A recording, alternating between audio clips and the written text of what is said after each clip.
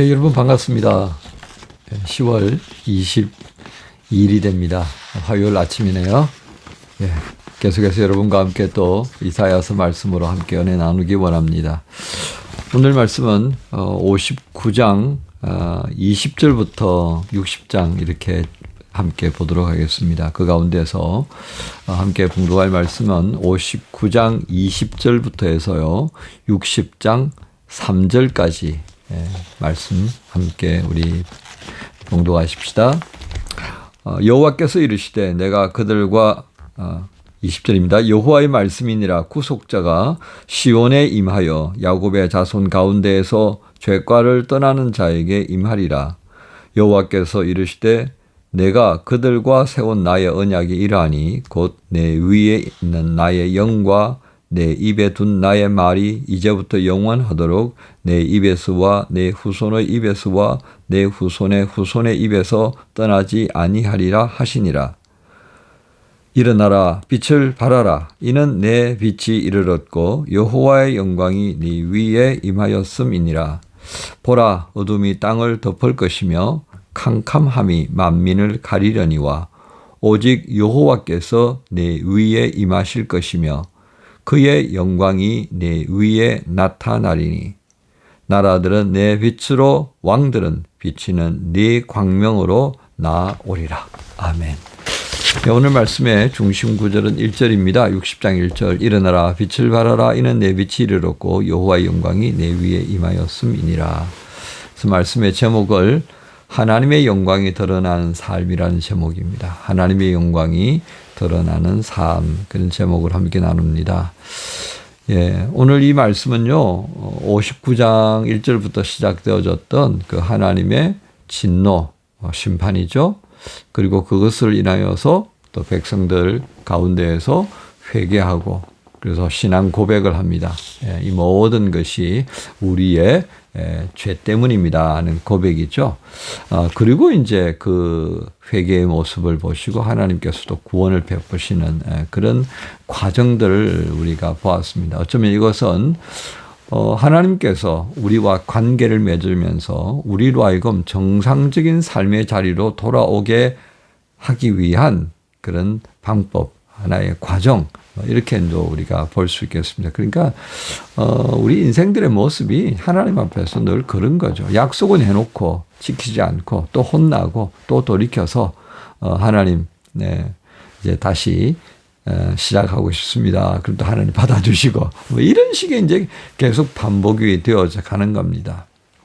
그것이 이제 시대를 따라 조금 바뀌고요. 세상의 흐름을 따라서도 조금 바뀌고 그런 거죠. 어쨌든 하나님의 징계가 짧으냐, 뭐 기냐, 뭐 그런 정도의 같습니다. 그러나 중요한 부분이 이제 60장이 들어오면서 말씀이 되어지는데요. 59장 20절부터 21절로 시작되어지는 이 말씀에는 이렇게 돌아오게 만드시는 하나님의 방법에 있어서 1절부터 20절, 21절에는 두 가지가 나타나죠. 구속자가 등장하고요. 또 하나는 말씀입니다. 그러니까 이 말씀을 우리가 이렇게 이해할 수 있을 겁니다. 예수 그리스도께서 우리에게 구원자로 오셨어요. 그죠? 그 예수님께서 철저하게 말씀에 근거하여서 우리에게 가르치셨고 그리고 우리를 회복시키셨고 마지막에는 그 말씀을 이루시려고 당신의 몸으로 십자가까지 감당하셨다. 이렇게 볼 수 있겠습니다. 그러니까 우리가 예수 그리스도를 주로 믿고 고백하는 사람들은 그 말씀을 어떻게 해요? 우리의 입에서 떠나지 않게 해야 하겠다는 겁니다. 그래서 21절 후반부에 보면 내 입에 둔 나의 말이 이제부터 영원하도록 내 입에서와 내 후손의 입에서와 내 후손의 후손의 입에서 떠나지 아니하리라. 어쩌면 60장에 있는 이 말씀의 전체적인 내용을 함축해 놓은 것이 바로 59장 20절과 21절의 말씀이다. 이렇게도 말씀드릴 수가 있겠습니다. 자, 그렇다면 이제 이렇게 하나님께서 회복시키실 때 딱 그냥 축약해서 말씀하셨던 이 20절과 21절이 이제 구체적으로 60장에서 어떻게 또 펼쳐지는지를 한번 보겠습니다. 자, 먼저 하나님께서 1절에서 말씀하시는 내용을 보면요. 어떻게 시작합니까? 일어나라, 빛을 발하라 이렇게 말씀하십니다.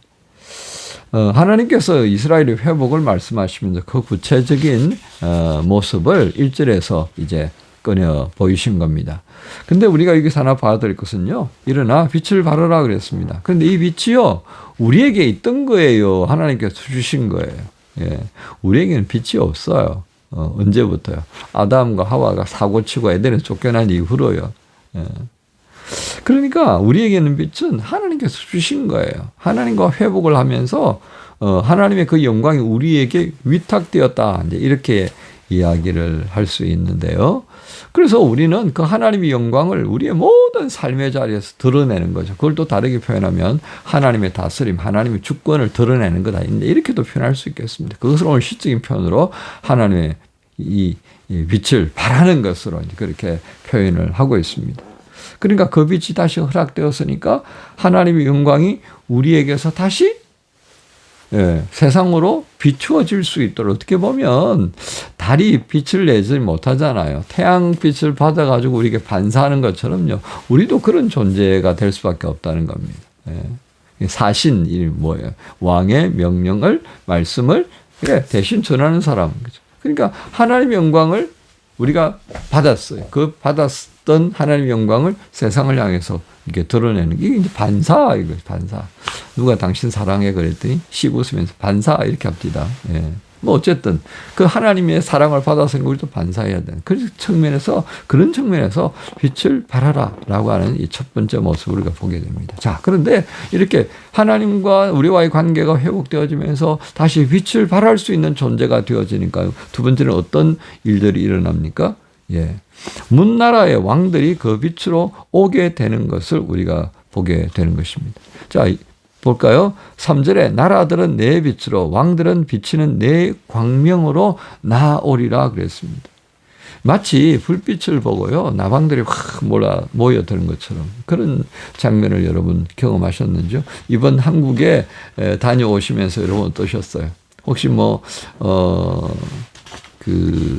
좀 숲에라든지 이런 분갈로 같은 데 가셔가지고 가족들하고 며칠 지내다 오셨습니까? 그럴 때 이제 불을 켜면 막 나방들이 달려들죠. 그죠? 그렇습니다. 그런데 이 장면들을 통해서 하나님께서 뭘 말씀하시는 거예요? 야, 너희들이 드러내는 이 내가 맡겨준 하나님의 영광, 소위 말하는 하나님이 기뻐하시는 그것을 행하는 걸 보면서 뭇 나라와 뭇 백성, 뭇 왕들이 와 입이 벌어져 버릴 거다. 와, 그 장면이 결국 어떻게 연결되는 것입니까? 이게 제사장 나라가 되는 거예요. 제사장 나라. 근데 이게 이제 본문에서 잘못 해석하면요. 그건 무슨 제국주의 나라처럼 되어지는 그런 장면들도 여기 등장하는 것을 우리가 볼 수 있어요. 그 어디냐면요. 가령 16절 같은 경우에 볼까요? 내가 이방 나라에 대해 젖을 빨면 무도왕의 젖을 빨고 나 여호와는 내 구원자 내 구속자 야곱의 전낭자인 줄 알리라. 이거 완전히 어떤 느낌이 와요. 좀 이렇게 이제 60장에 보면요. 간간히 좀 요즘 시대로 보면 좀 이해 안 되는 그런 이 말씀들의 내용이 있어요. 근데 우리가 이런 전제는 가지고 있어야 합니다. 뭐냐면요. 우리가 이 본문을 정확하게 이해하기가 좀 쉽지 않아요. 그런데 이 본문 속에는 적어도 이 백성들이 포로기를 맞이하고 이제 돌아오는 그런 기대하는 부분들이 있잖아요. 그렇죠? 그러니까 하나님께서 다시 우리를 회복시킬 때에 우리가 어떻게 될까 하는 기대감도 있는 거예요. 또 그 시대의 어떤 분위기들도 있잖아요.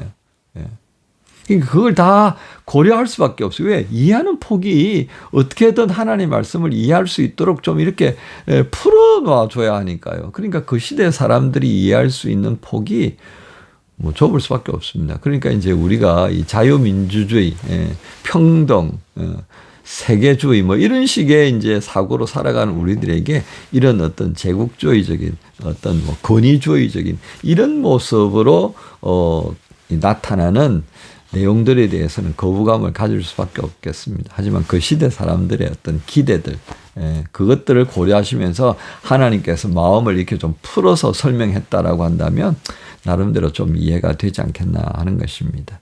또 9절 같은 경우에 볼까요? 섬들이 나를 앙망하고 다시스의 배들이 먼저 이르되 먼 곳에서 내 자손과 그들의 은금을 아울러 싣고 와서 완전히 그냥 그 옛날 19세기, 18세기, 19세기 제국주의 국가들이요. 식민지에서 막 뭔가를 걷어들이고 하는 그런 장면들 연상케 하죠. 그죠? 이렇다니까요. 그러니까 그 백성들의 마음이 위로될 수 있는 그런 방향을 하나님이 모색하시면서 내가 너희들을 이렇게 위로할 거야. 이제 이런 의도로 여러분 이해하시면 되겠습니다. 자, 그 다음에 세 번째입니다. 세 번째. 18절을 한번 볼까요? 자, 18절에 보면 다시는 강포한 일이 네 땅에 들리지 않을 것이요 황폐와 파멸이 내 국경 안에 다시 없을 것이며 이렇게 말씀합니다. 이게 18절에 있는 강포한 일과 황폐와 파멸 이 세 가지는요.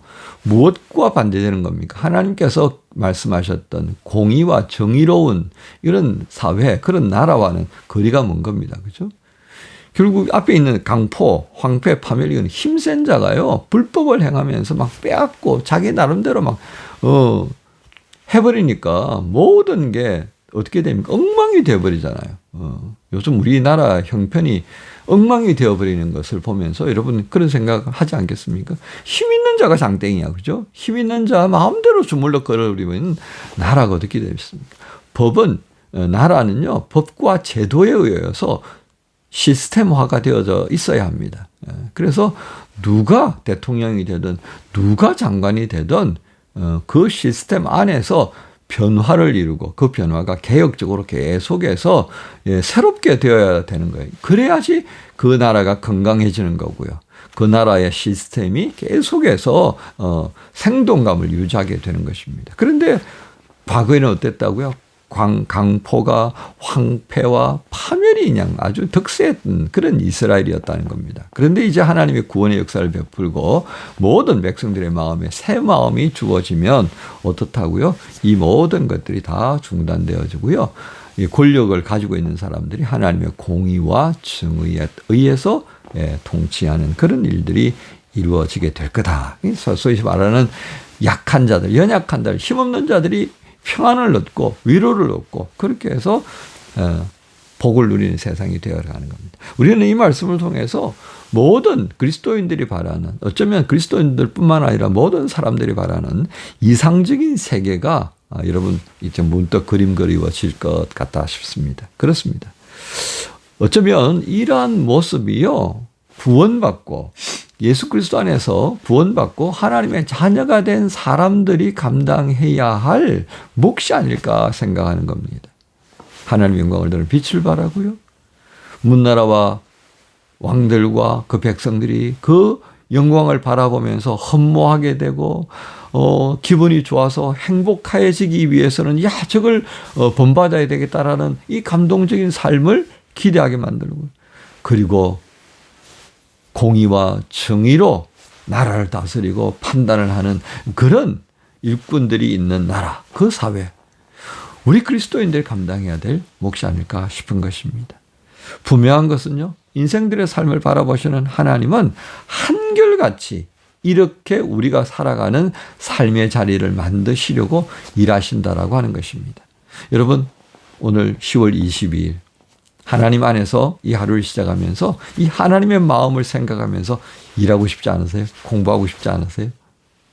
오늘 그런 마음으로 시작하십시다. 여러분 모두를 우리 주님 예수님의 이름으로 축복합니다. 주님 감사합니다. 하나님께서 우리에게 허락하신 그 빛을 발하는 삶을 또 한 번 알려주셨습니다. 이 삶을 꿈꾸는 자가 되게 해주시고 그 삶을 이루기 위해서 우리와 함께 하시며 우리를 인도하여 가시는 그 하나님 안에서 화요일을 시작하기 원합니다. 도와주옵소서. 예수님의 이름으로 기도합니다. 아멘.